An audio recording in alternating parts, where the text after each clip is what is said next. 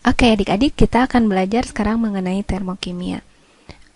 Kali ini kita akan membahas mengenai entalpi dan perubahannya. Oke, sebelumnya kakak mau bertanya dulu. Tahukah kamu sebetulnya berasal dari mana energi yang kamu gunakan untuk berlari, belajar, bekerja, dan bermain?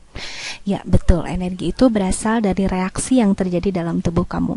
Jadi, bahan makanan yang masuk ke dalam tubuh kamu itu dirubah menjadi energi melalui serangkaian reaksi kimia dalam tubuh. Kenapa kakak beranjak dari energi? Karena termokimia itu merupakan bahasan ilmu kimia yang berhubungan dengan energi. Jadi setiap materi itu memiliki energi internal berupa energi potensial maupun energi kinetik ya. Nah, jika energi yang terkandung dalam materi ini berubah, nah perubahan energi ini kita namakan dengan kalor. Jadi kan tadi sekali lagi setiap materi itu menyimpan energi yang kita sebut dengan energi internal. Energi internal ini bisa berupa energi potensial maupun energi kinetik. Nah, jika energi dalam materi ini berubah, maka perubahan energi tersebut kita sebut dengan kalor. Nah, jika ada perubahan kalor pada tekanan tetap, jadi perubahan kalor pada tekanan tetap kita namakan sebagai perubahan entalpi.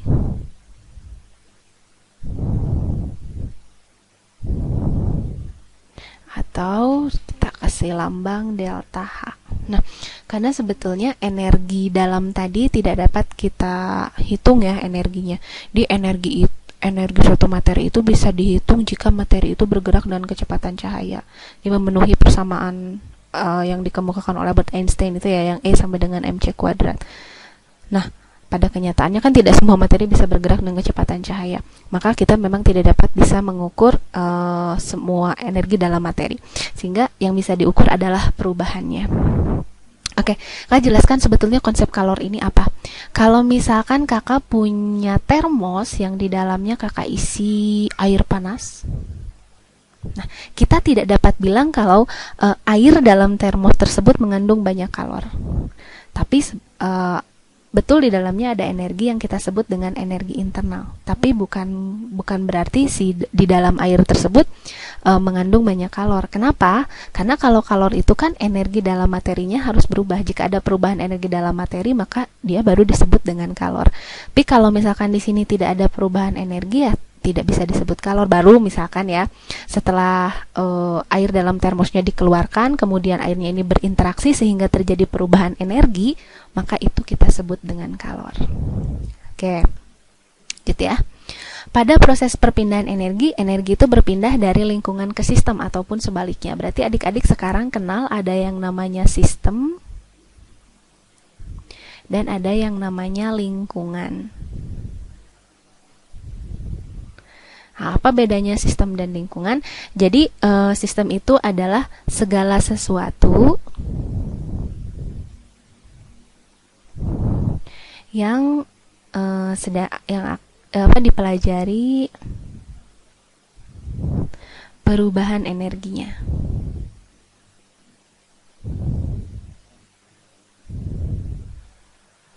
Nah, sedangkan lingkungan itu adalah segala sesuatu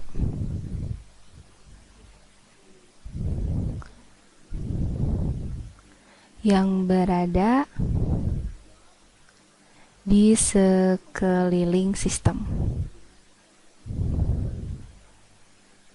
Nah, ini bedanya. Jadi, sistem itu adalah segala sesuatu yang kita pelajari perubahan energinya. Sedangkan lingkungan adalah segala sesuatu yang berada di sekeliling sistem dan tentunya terpengaruhi oleh sistem tersebut.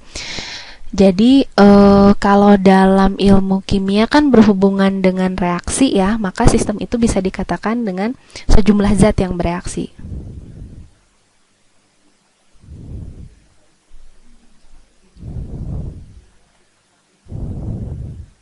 Jadi sekali lagi sistem itu kalau dalam ilmu kimia bisa disebut dengan sejumlah zat yang bereaksi. Berarti lingkungannya adalah segala sesuatu di luar zat yang bereaksi tersebut. Misalkan mungkin gelas kimianya yang masih terpengaruh oleh zat.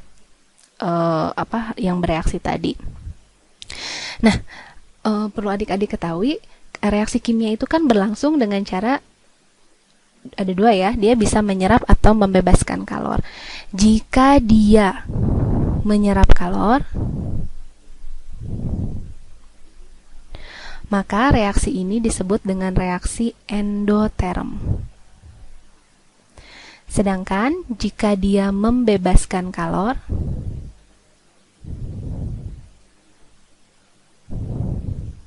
ini disebut dengan reaksi eksoterm. Oke, sekali lagi reaksi kimia itu bisa berlangsung dengan dua cara, bisa dengan menyerap atau membebaskan kalor. Jika dia menyerap kalor, maka disebut reaksinya sebagai endoterm, namun jika membebaskan kalor, reaksinya disebut dengan eksoterm. Ini kakak buatkan tabel untuk reaksi eksoterm dan endoterm, perbedaannya. Di sini, ini perbedaan reaksi eksoterm dan endoterm. Ini gini. Reaksi eksoterm itu reaksi kan yang melepaskan kalor ke lingkungan. Nah, kalor yang dilepaskan ke lingkungan itu akan meningkatkan suhu lingkungan. Jadi suhu lingkungan naik, namun suhu sistem itu turun ya. Jadi kalau misalkan kakak punya NaOH ditambah dengan HCl misalkan, ternyata setelah diukur itu suhunya naik. Nah, berdasarkan kan disebutnya reaksi eksoterm. Loh, kok kenapa suhunya naik tapi disebutnya reaksi eksoterm? Karena yang harusnya kan kalau eksoterm itu melepas kalor. Kalau dia melepas kalor berarti harusnya suhunya turun dong. Kok ini malah naik suhunya? Nah, perlu adik-adik ketahui, suhu siapa yang naik? Yang naik itu adalah suhu lingkungan karena kalornya itu kan lepas ke lingkungan. Nah, kalor yang dilepas ke lingkungan itu meningkatkan suhu lingkungan. Jadi siapa lingkungannya? Diukurnya kan pakai termometer ya, maka termometernya yang disebut dengan lingkungannya. Kemudian kalor yang dilepas ke lingkungan itu menyebabkan penurunan entalpi. Kenapa? Karena entalpi produk lebih kecil daripada entalpi reaktan. Reaktannya ada di atas, entalpi produknya lebih kecil daripada entalpi reaktan. Sehingga delta H-nya bernilai negatif. Oke, nggak kelihatan ya kalau pakai warna kuning. Nah, delta H-nya bernilai negatif. Nah, lebih kecil dari 0 karena entalpi produknya lebih kecil daripada entalpi reaktan. Sedangkan untuk reaksi endoterm, karena reaksi endoterm ini reaksi yang menyerap kalor dari lingkungan, maka kalor yang diserap oleh sistem ini akan menyebabkan suhu lingkungan turun. Sehingga kalor yang diserap oleh sistem ini menyebabkan kenaikan entalpi reaksi. Jadi delta H-nya bertanda positif. Kenapa? Karena delta H produk lebih besar daripada entalpi reaktan. Jadi tandanya positif. Kayaknya ini salah deh di sini tulisnya. Harusnya di sini adalah reaktan. Nah, ini harusnya reaktan ya. Kan reaktan dulu berubah tanda panah ini menjadi produk. Oke, di produknya lebih besar daripada reaktan sehingga delta H-nya bertanda positif. Oke, ini mengenai perbedaan reaksi eksoterm dan endoterm.